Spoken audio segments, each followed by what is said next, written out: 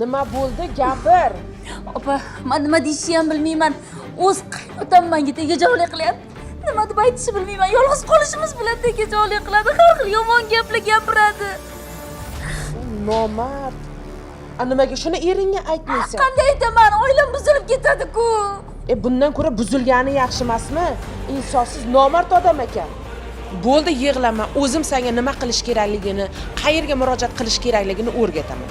Tur o'rningdan. Siz hozir sahnalashtirilgan tasvirni tomosha qildingiz, lekin ming afsuski, bu hayotdan olingan faktlarga asoslangan edi.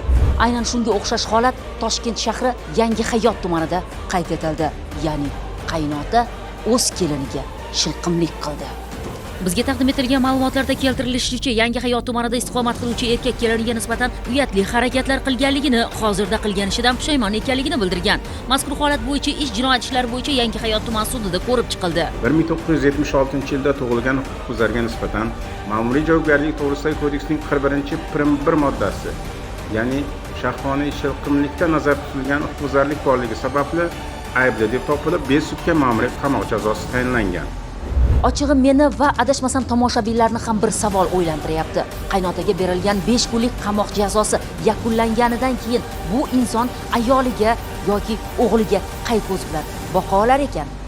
Essiz bunaqalarga ota degan nom